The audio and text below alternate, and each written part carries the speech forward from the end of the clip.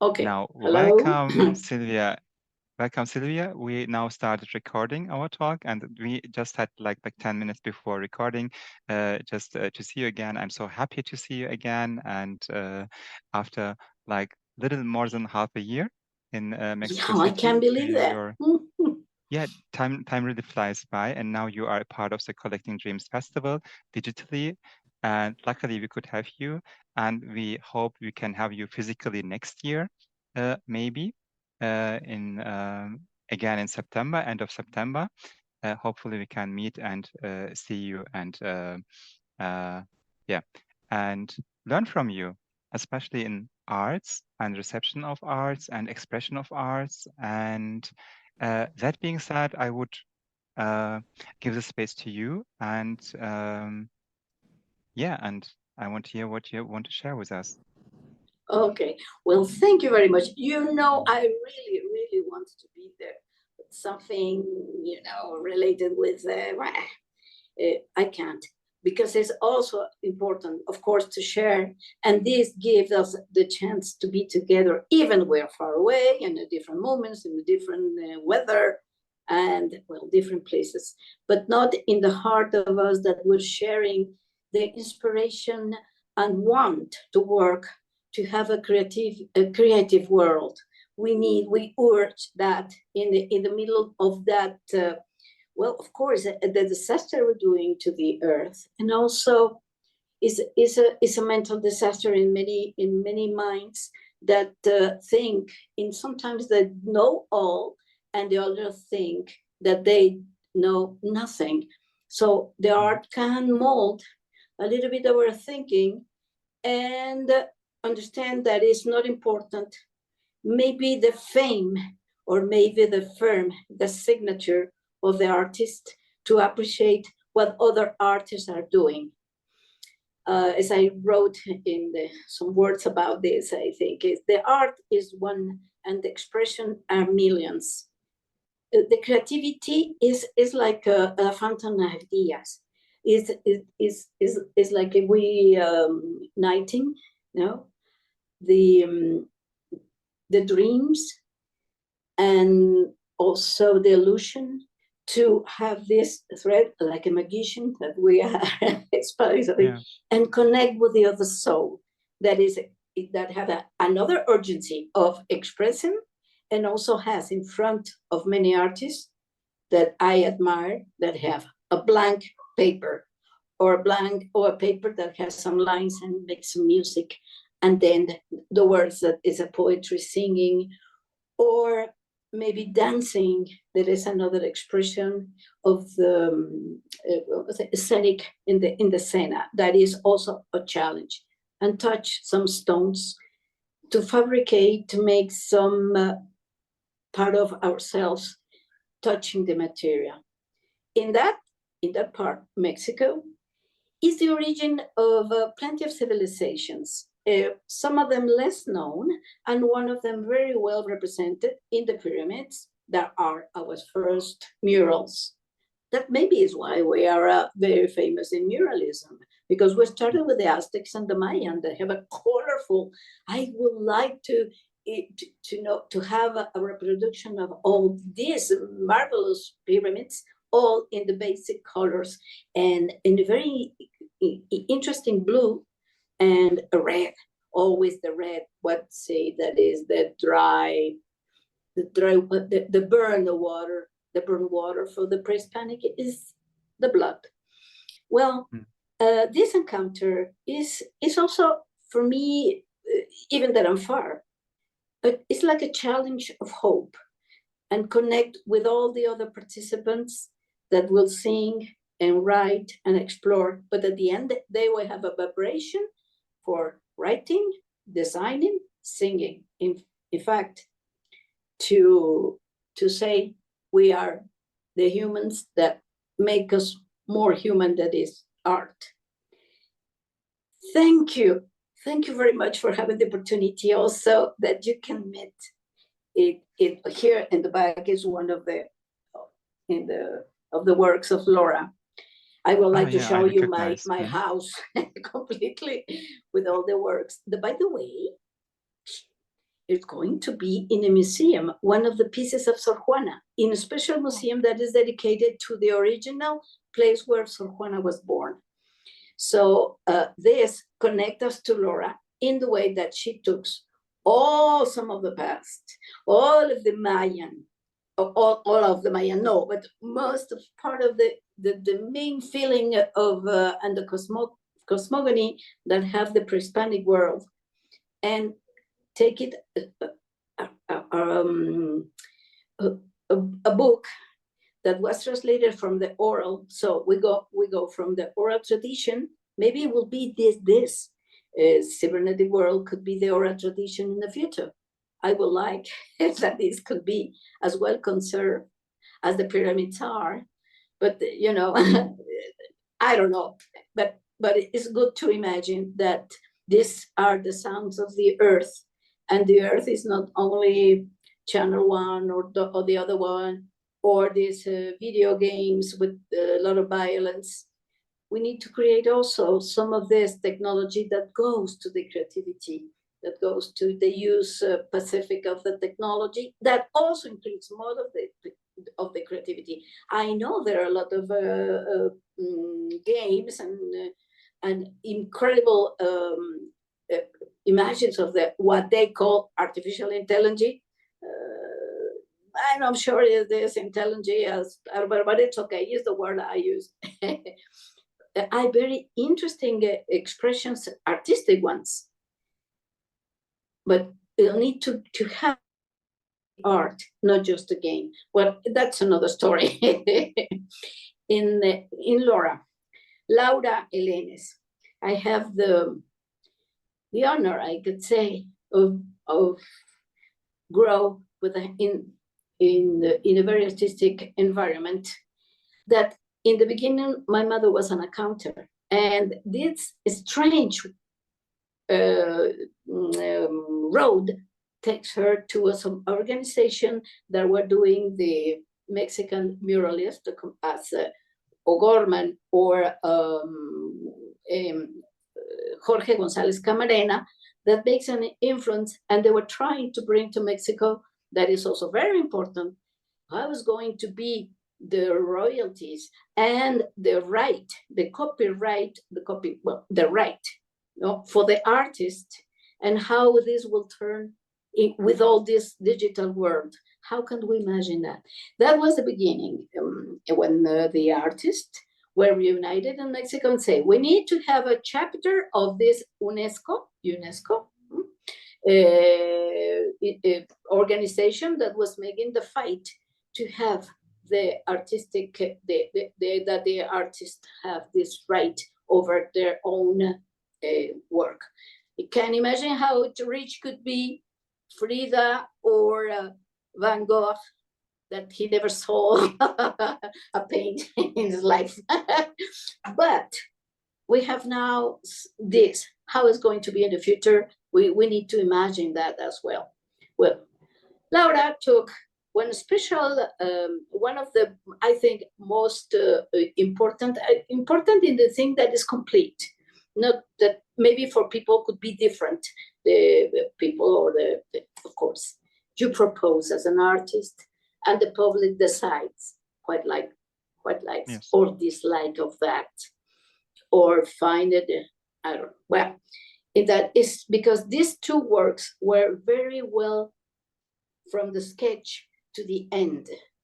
She took this book that is a theater piece that was made and translated by a priest in Yucatan, first to French, and that goes from French to Spanish and some Maya, and transformed into a work. The idea that is a trip from 500 or more years ago, and make a new work that inspired of this literature to make this personage that now represents in the 21st century, because she ended at the 2002, to bring them from this past glorious of some of the pre-Hispanic story. is a story about the war, and it's not the essential what is represented in this moment. Is to take something from the past, from the roots, from what the cosmogony was conceived. How is the civilization think about time, that it was circular? Time is circular as the earth. Oh my God, I think if someone thinks this flat, but that is not. Okay. And that in the West, maybe there is a line that is the beginning, and then of course, it's not the Big Bang, and the end is the final judgment or something like that. So this circular gives to the Mayan and to the cosmogonic conception of the world, of the universe, from stars, learning from them, just looking at the sky that has still so many mysteries, and at the same time has a richness that I would like to see a Mayan that watch to the Hubble or one of the newest technology that is flying outside, and send this image and the rings of Saturn, and see all this and how this dance in the universe of the system. Just stay with the Milky Way to have this stunning image. So this also belongs to an identity of being Mexican with an X. Oh, okay. And translate to a new language with new materials. The other example that we could have with Laura's work was another obsession for her. That is a Mexican poet name, and is a woman, Sor Juana Inés de la Cruz. Sor Juana was a mestiza, okay, well, mixed, right?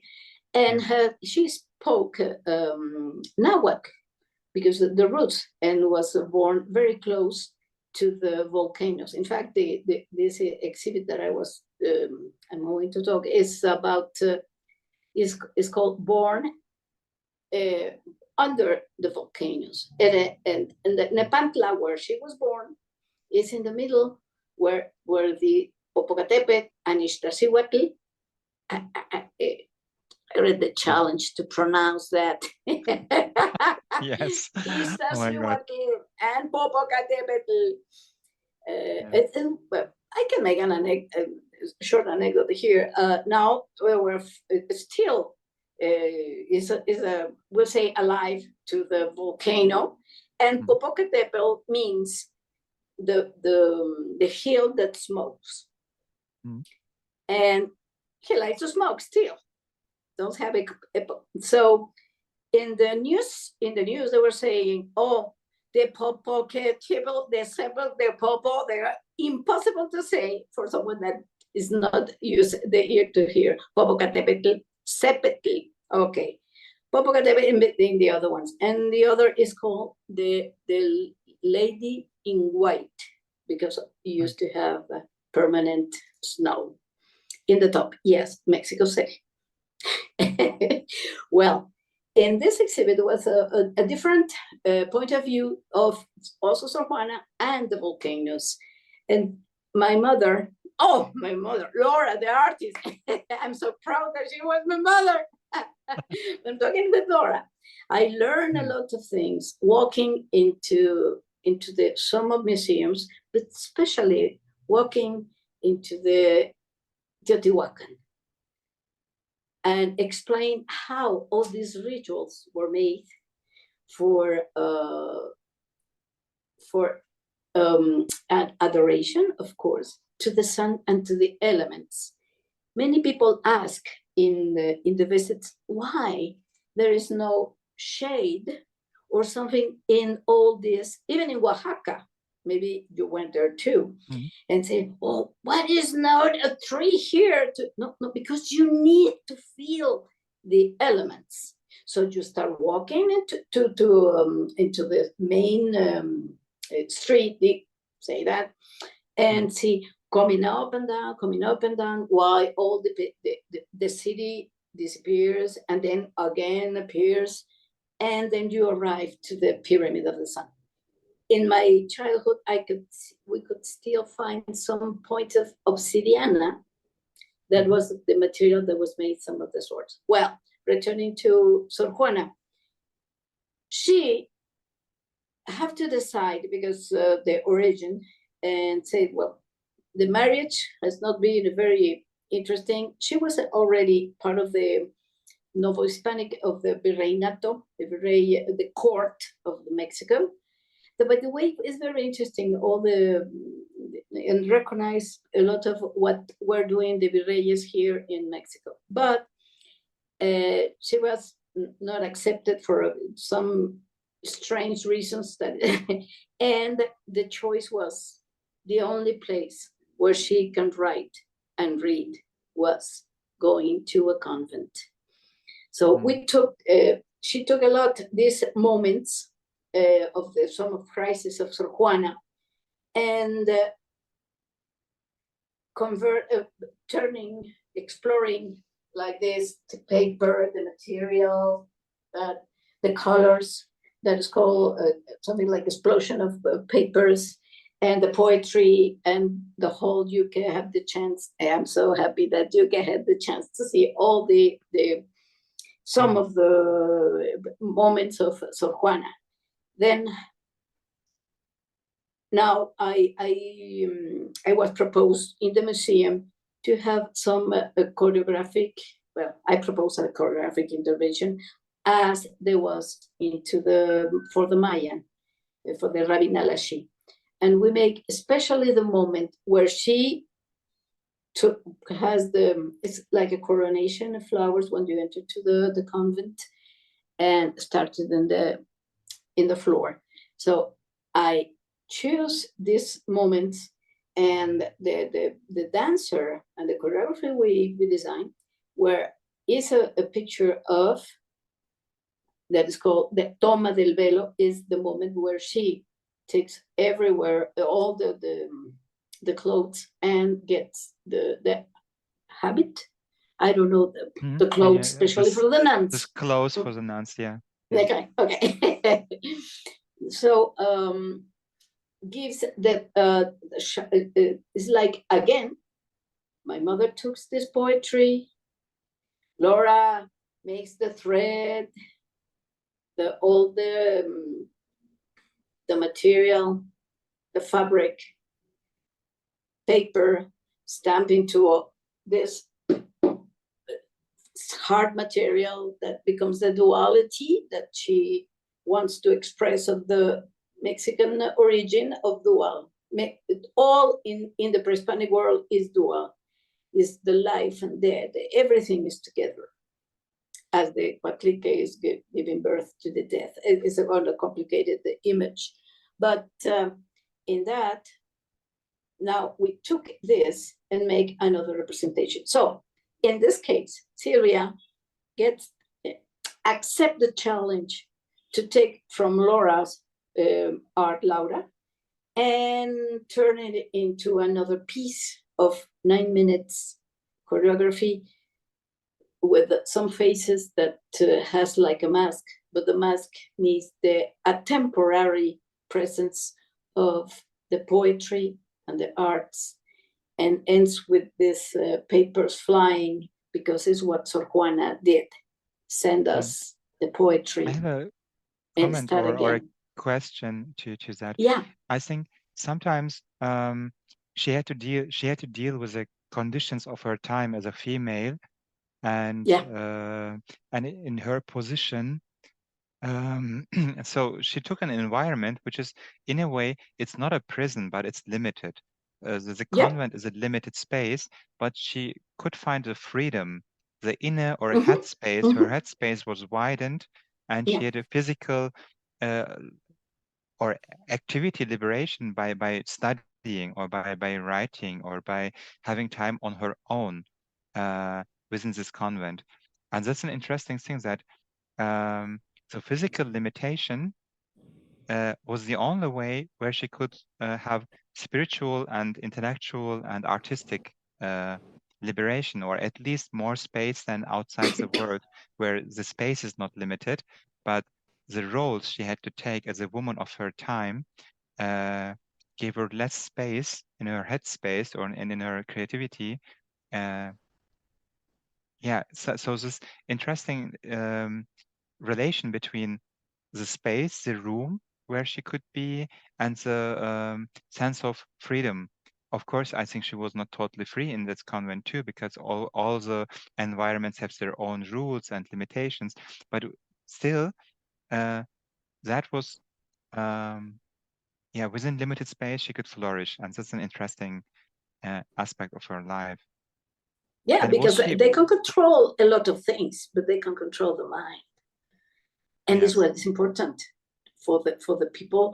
We have know a lot of another artists that maybe in prison make the best poetry, or maybe not the best, but the ones that comes from the inner, or the guts. Yeah. Yeah. In this case, she changed of the. I'm sorry, you know, there are different kind of nuns, and she was started with this someone that has no, there's a poverty, blah blah blah, and she said, I can't here. So she changed to to another convent where there was some nuns that were very, very I say intelligent to recognize the power of what she has inside of writing. So the Virreina, in many different books and series they've made, have a kind of like if they were in love. But I think that the Virreina was in love with the mind, with the possibility of creativity that has Sor Juana. So she defended that even in in one of the poet, the writing that she has two, you know,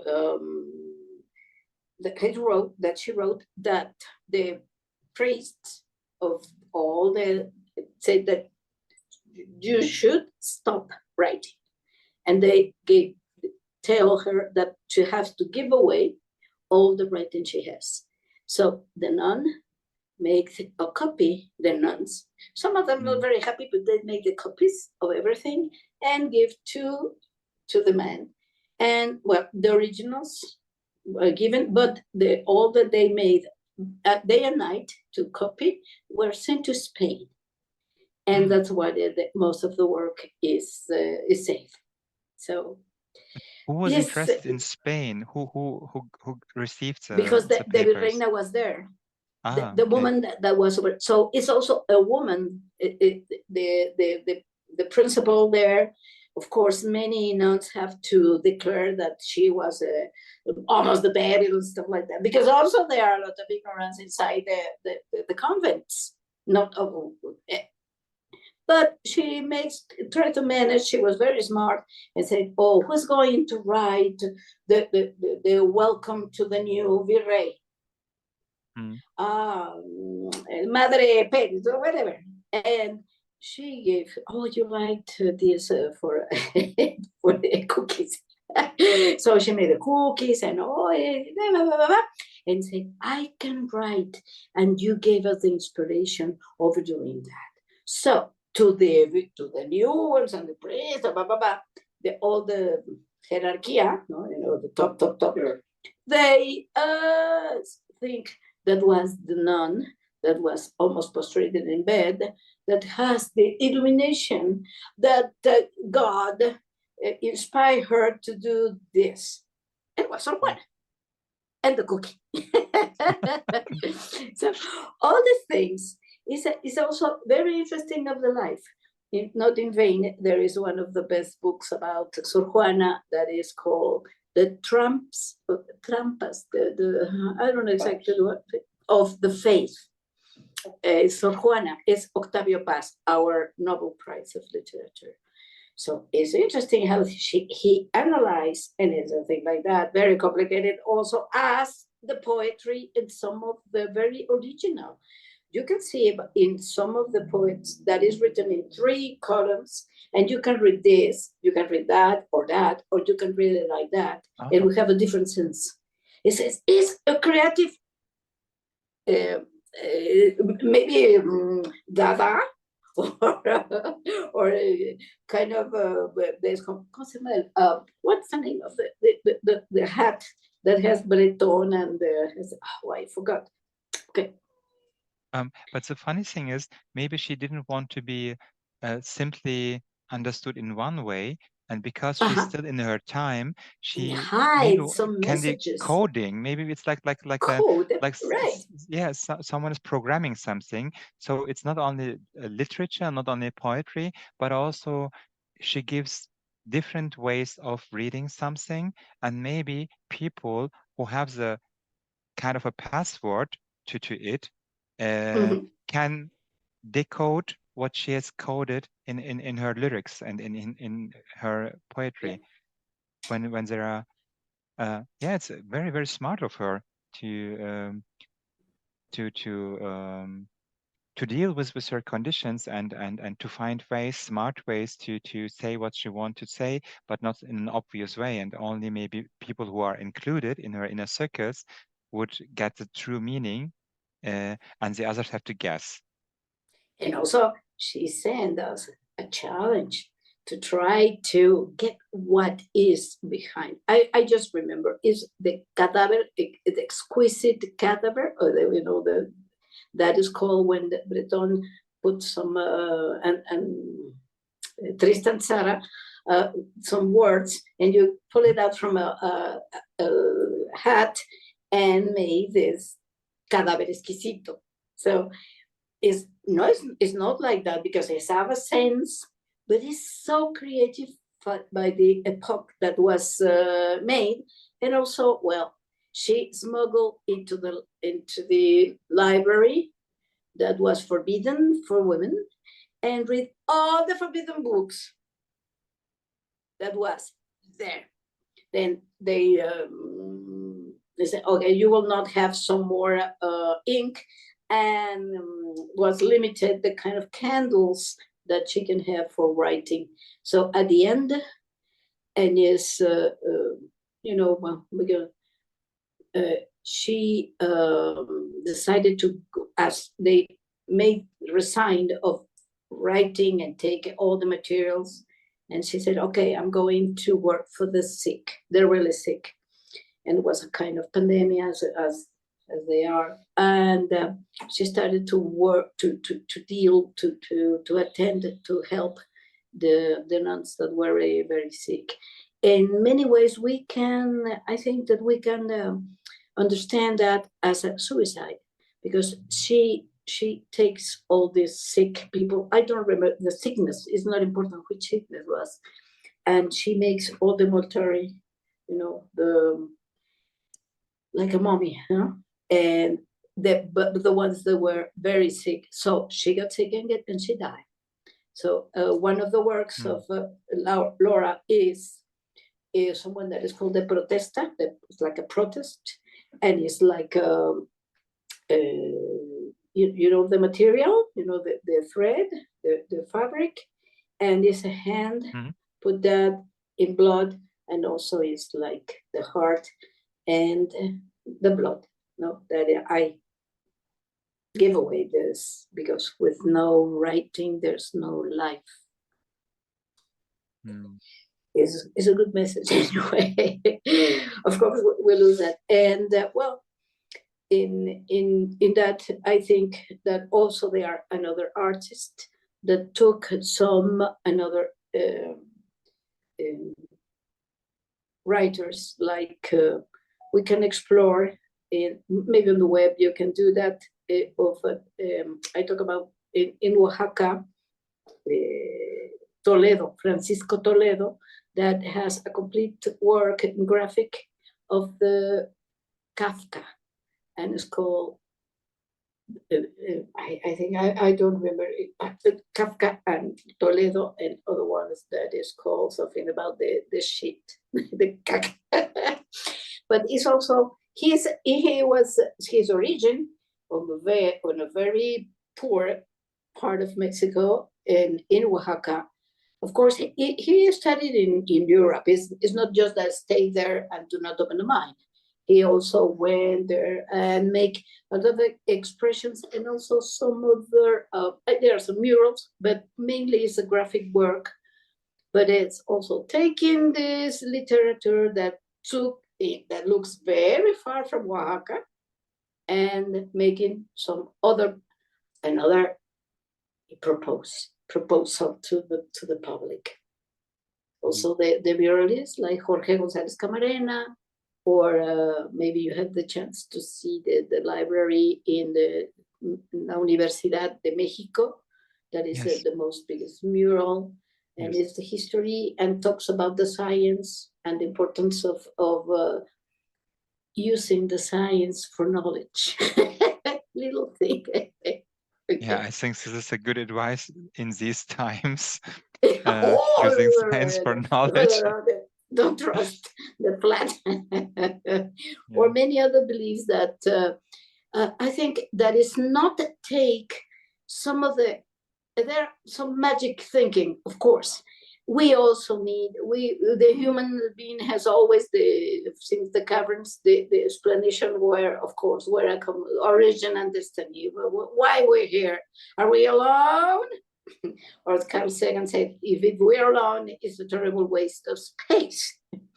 But yes, of course. But the magical thinking should not, I think, should not lead or, ¿cómo se diría? Oh my God, make the substitution of the real science, of the knowledge that it has, of course, the apple of ¿cómo se llama? Guillermo Tell will do the same, or ¿cómo se llama? William. No, I mean, well, Pack the experiment will have ever the same, because we're spinning around the sun, and the gravity is a reality, even you refuse it. So there are some knowledge of our original population that has this.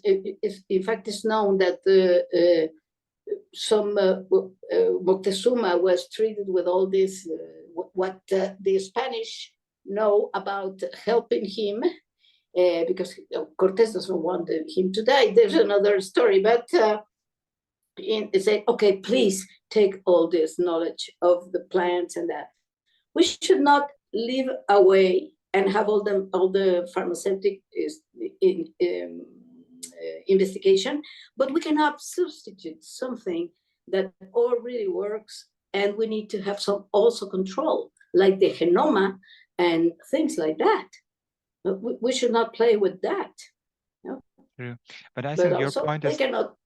Yeah, I found it very interesting that there is like this positive science when you can like research something like in physics and chemistry and then biology, but I think, or like creativity, physical realities, you have to see that, you have to accept that, and we are in a planetary system, there is creativity, you can ignore it, but it's still there. But I think magical thinking is not, or spiritual thinking is not always a contradiction, because though our positive knowledge is growing and growing each day, but maybe we have still only 1% of stuff, of things, of mysteries which we can which we already know in a physical, with a positive science, and the rest maybe we didn't really we don't know what's creativity, for example, for sure. We don't know what's this artistic urge is, where this urge comes to do something, why some people have it and others don't have, and we know so little about even feelings. Of course, psychology and also like medicine and biology and physics can give you a lot of hints, and we might think we know, but we still have only comparisons, or because each person feels different intensivity and different, have different sensitivities, have different suffering under certain things. Some people stay in a country and say, this country is so beautiful. I don't see anything wrong about this country. Other people suffer so much physically, emotionally, with their soul and heart. They say, this atmosphere is poison. I can't live here, because this kind of things you can't really measure. And there's, I won't say this part of the magical thinking, but these all are part of our areas in being human, having the human experience on Earth, where a huge amount of these things are not really researched yet, or not really known, and I think this part makes people creative. These parts which are out of positive science, not refusing positive science, but plus something in plus, something in I agree. yeah. Yes, I'm not Maybe saying this is a that creative all that source. is not something we can learn, because some of the plants are the ingredients of many other things. What I'm saying, that I think we agree, is that you cannot reject both of them, but you need to make work more harmonious. And of course, there are economic interests that we are not going to discuss right now. But what is important is that this technology that is made one and again get us together now, make us possible to connect. So this is a specific use of the technology, and is used to we have to find a way to make art, of course, and also to make that the human get in the inside of the other human, that we are not so different. I remember I wrote something about the encounter on internet in the 1999, when we need to with the modem and that, and they said, "Oh, we're going to navigate." Navigate is like walking in a storm of snow without the proper shoes. Now the young said, "Oh, it's taking 2 seconds to download a joke or something." Of course, it's good to laugh about all this, but should also have this possibility of getting people together to fight for a fight, not in the let's say violent way, is to agree, work and walk, and try to connect the other one to understand it. What I say about maybe to finish the pyramids and this place in Oaxaca, I was in a group of some engineers from Spain, and they said, why there is not a tree? ¿Por qué cámara no hay aquí un árbol? No? Okay, because it's designed to have the elements, that you feel the elements.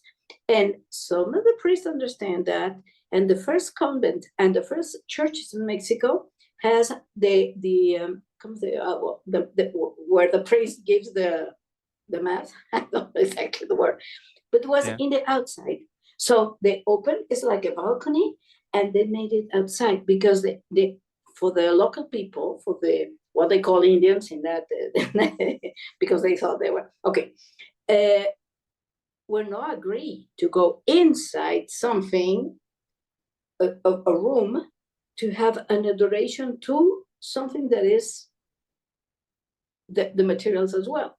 So they took it away. They took outside and do that. Well, there's another story what happens with the colonizations of all this encounter of, because it's also a matter of not understanding what in the front of what you are. When Cortés crossed there, because he was already with a Malinche, and show, this is Tenochtitlan. Oh my God. Oh, but some of the people say, oh, we need to make them believe in God. This also is some kind of thinking that is to impose one thinking into the other one. So what if we go walk more together? I know it's utopia, but it's worth it. Yeah, I think art can make literature. any kind of other arts. I think these are experimenting a lot of things, or theater, cinema, every kind of Mm-hmm. art can be a thinking room, or can be a visionary room. Can sometimes things are written in literature, or are painted, and centuries later, or decades later, there's an invention about it, and someone wrote already in the 20s about it, or I don't know, some kind of what could be what is internet now is described in some literature of 20s and 30s, or even in a negative way, all this observation, all the cameras everywhere, which were already Orson Welles wrote about it, or Mm-hmm. other wrote about it in their 20s, 30s, 40s, and we have it now, but they couldn't know it to that time because the technique and the society was not like that in the 20s, 30s, 40s. But they had these visions, they had this imagination, they had um, this creativity to think about realities, how we could live together. Or one German author, which I really admire, he died, I think, 40 years ago, Michael Ende, would be, I think, the English pronunciation of it. He wrote children books, but children books which you could understand as a child in a way.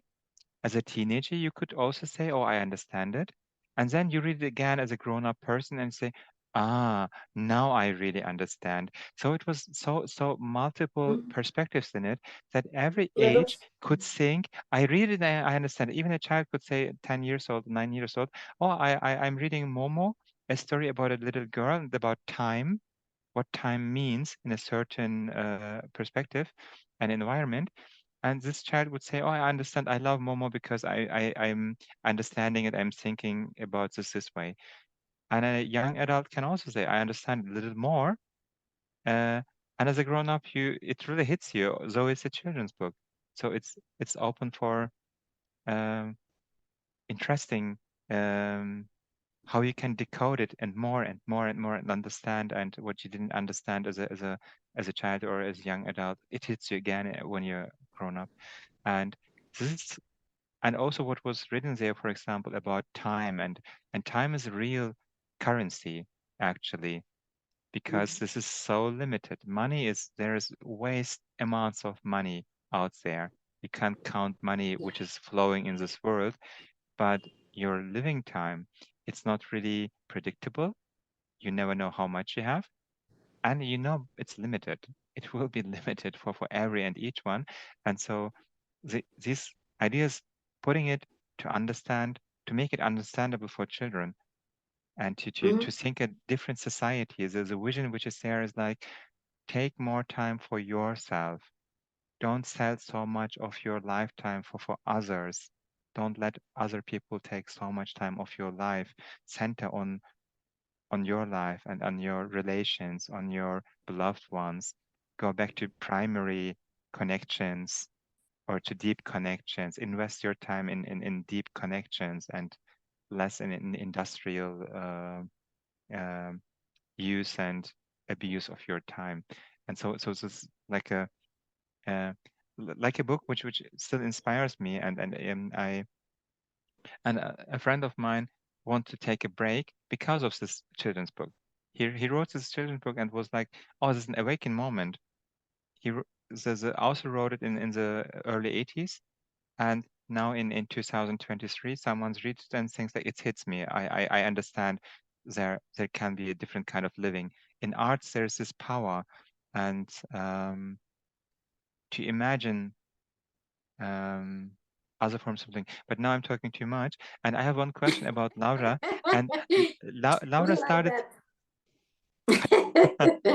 um, I'm interested in how Laura came across prehistoric motifs, and what was um, and also about Sor Juana. Uh, what what motivated her to take these topics, and to think about it, research about it, to make art about Mhm. it? What was her approach in arts? Did she have a purpose? Did she have a general view on what she wanted to do with her art? How she wanted to be scene with her art? Do you know about it? Did she have an Okay. agenda with her art? Okay, well, it's not that only Laura takes just the pre-Hispanic reading. Of course, the origin, of course, is reading, knowing, understanding, or trying to understand about the and also with Sor Juana. What happened is that I'm making these two examples of the things that she took as an origin and throw it to us like a net goes into the ocean to pull some other things. But she make investigation about the mathematics of the, for example, the Aztec world. And they have a constant like the Aurea, the section, the Aurea section, and find that it's called Nepahuatzintzin, where most of the many works of the Aztecs were made in that pattern mathematically. Of course, the Mayan has the zero that was discovered for saying in some other times in the Western world. The thing is, she captured that, and especially with the mathematics, she explained that I took the hard, the material, and the soft, that is the to express in the same concept of dual, soft and hard, to make an expression myself. Many other of the work is an abstract, and well, we can invite you to see the book online, or that give us the chance to see some other views of Laura. But I choose this as example because we are talking about how this origin help us to make another creation and to make our own proposal in the times we're living now. And she has this agenda, and of course she has the other one that is about women. So she started to make these groups, another group of artists that meet for 20 years every Friday to express, to exchange even the most silly things about their recent, maybe granddaughter that just ate my first day of school. And also all the things that goes into another artist world that is also women. So she was also a member of the Universitary, it is the women, FEMU, Federation of the Women from University, that belongs to international women from universities, to also talk about the situation of women and what is our reality today.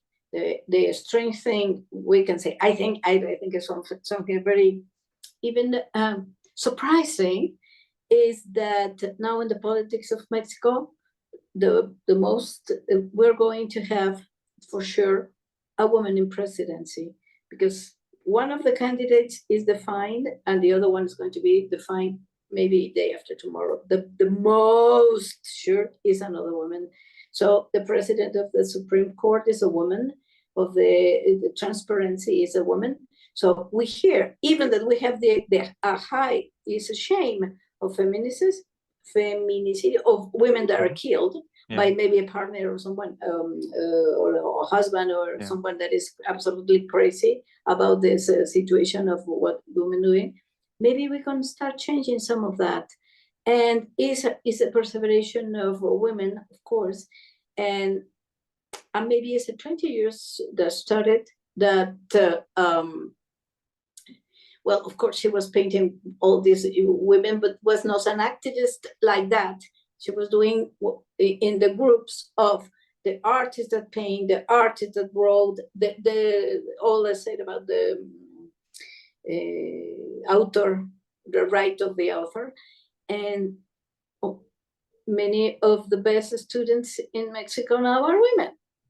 They stay more in school, and that will make a change. Will take time? Yes. It's not easy. But let's wait. Let's wait and see if what happens to our country.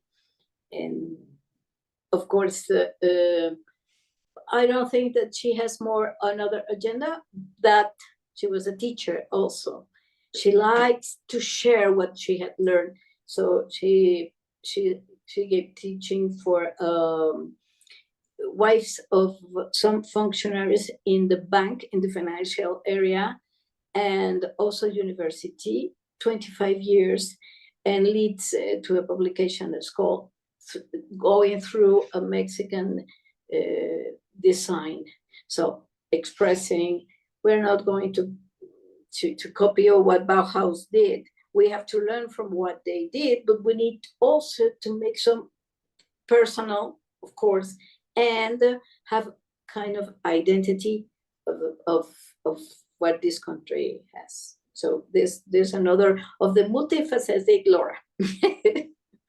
Yeah, I found she's kind of an artistic historian. This was when I was with your guidance in the gallery. I had the luck to see it in real, and I could see and stand like 1 meter away of her art, and I felt like she went through different epochs of Mexican history, and she kind of recorded with her voice or with her style and with her messaging, and also mixing, and also pointing some things out. And but strings are attached to Mexican history. I think she had a love for this country and for this different faces, and for its maybe contradictions, and for its Many of also them. dark parts also. But in a way, there must be enough love and interest to keep going and to keep doing and choosing Mexican history from the beginning, from pre-colonial times to I think one of the newest was a portrait of Frida Kahlo. Just one of the many. It was not a focus on her, but it was like having a record and historic record by her art. Yeah, well, talking a little bit is not that she doesn't have attention on that, but Frida Kahlo is also a kind of phenomenon that has become a lot of things that she wasn't. And some of that, yes. She, in the first exhibit in France, and was André Breton, that was in Mexico, and she said, "Oh, your all your material is surrealist." And she said, "No, I paint what I feel, what I suffer, what I do. I do what I need to express about and needs to explode." And has the exhibit, and she was the wife of Diego Rivera. Now, yes. Many people doesn't know that who's Diego Rivera without that Frida Kahlo, because okay, Madonna bought a painting. It has a value, of course. And if you have the chance, maybe I think you did, to go to the Blue House, that is called what was they were living. It's a kind of remind me exhibit I saw recently. That is the Mortal Remains, kind of. The exhibit is called The Mortal Remains, but from Pink Floyd. Very interesting. But in Toronto. But this is also like that. It's kind of installation of what people imagine as well, what Frida could feel or think. But what Frida could think and feel is pasted in the painting. Is not in the surrounding, but it's interesting how people eat. Has a kind of hunger of knowing what was that Mexico and what was that they receive at home, Trotsky. And what was Trotsky? Also political persecution on him, and it's a contradiction about something very interesting in Mexico, that in the tomb of Trotsky, that is also Natalia, the wife, is a Soviet flag on that. And it's incredible. What? I have here a Ukrainian director cinema, 5 years ago, and he wanted to see the tomb, and he was surprised. He said, "Oh, what is that?" And the small monument is very small. Was made of O'Gorman, the man who makes the library and university. But where is the flag? I don't know. We're gonna ask if, by the way, her granddaughter is a poet, and a very good one. Another of the granddaughters is what has the museum. You can see there are other people goes to Frida and have a free entrance if you go to the Trotsky Museum, and people forgot about the Trotsky Museum. But it's okay, no problem, no? That. But it's interesting how some images of what is and what is not some of the artists. The same as with it happens with the epochs that you were talking about, of Picasso, that's a blue, and the other one, and the other one. And also Diego Rivera was a surrealist, and a very good one. So I don't remember where I read that. They said, "Oh, what a pity for the art of the Cubist artist, but you win extraordinary muralist." And now it's okay. The 2 times husband of Frida. Okay. Yeah. And we have eyebrows everywhere. I think it's a good thing for tourism and for kind of a pop cultural reception, but it's also a curse that things are concentrated on one person only, and this heritage or this one single story of Mexican art or female art is dangerous because of all the living artists who are now working, and maybe they can only, I don't know, I'm just guessing, I don't know, maybe they tend to copy what's successful, so they can kind of be recognized in a similar style. As I don't know if it's happening actually, but I'm just guessing. Do younger people try to copy what's already internationally successful to be known as a Mexican signature or as a Mexican way of painting, or well, there I don't was know. what It's is just called the Mexican school, the Mexican school, and then in the 70s, almost 70s, end of the 60s and 70s, became what they call the rupture. They broke and have another expressions of the Mexican reality. I think, like in the, let's say, how to say it's like, okay, you don't sell, or you're not famous, or, well, of course, famous becomes now equal to the money, but you have to be someone that is starving because the love of art, and the other one that's making millions with some maybe so sissy paintings, but that are preferred from some of the other power. I mean, politics or economic or what. So I think it's a phenomenon in the world. It's not just like that. I remember that in one of the articles that that Laura used to write into the newspaper for the cultural sections. She also write. It said that it was incredible that someone that is, I think it's an Italian, that put shit in a can and is la merde d'artiste. Oh, I need to have many things from the artist, but not that. No. No.